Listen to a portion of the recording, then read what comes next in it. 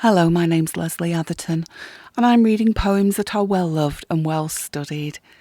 This one, My Last Duchess, by Robert Browning, set in Ferrara, Italy.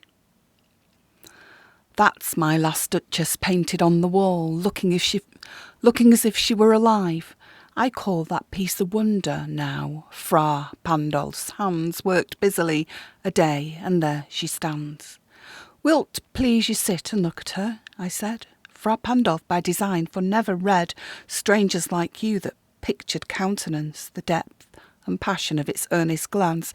But to myself they turned, since none puts by the curtain I have drawn for you but I, and seemed as they would ask me, if they durst, how such a glance came there. So, not the first, are you to turn and ask thus, Sir, 'twas not her husband's presence only called that spot of joy into the Duchess's cheek. Perhaps Fra Pandolf chanced to say, her mantle laps over my lady's wrist too much. Or paint must never hope to reproduce the faint half-flush that dies along her throat. Such stuff was courtesy, she thought, and cause enough for calling up that spot of joy. She had a heart, how shall I say, too soon made glad, too easily impressed. She liked whate'er she looked on, and her looks went everywhere. Sir, 'twas all one. My favourite her breast, the dropping of the daylight in the west, the bough of cherries some officious fool broke in the orchard for her, the white mule she rode with round the terrace. All and each would draw from her alike the approving speech, or blush at least. She thanked men. Good, but thanked somehow, I know not how, as if she ranked my gift of a 900-years-old name with anybody's gift. Who'd stoop to blame this sort of trifling?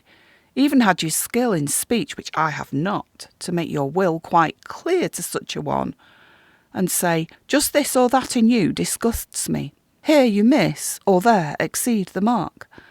And if she let herself be lessoned so, nor plainly set her wits to yours, forsooth, and made excuse, e'en then would be some stooping, and I choose never to stoop.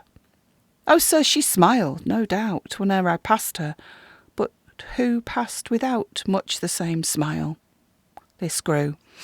I gave commands, then all smiles stopped together. There she stands, as if alive. Will it please you rise? We'll meet the company below then.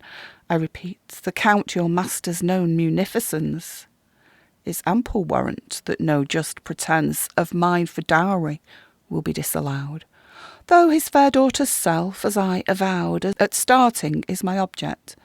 Nay, we'll go together down, sir. Notice Neptune, though, taming a seahorse thought a rarity, which Claus of Innsbruck cast in bronze for me.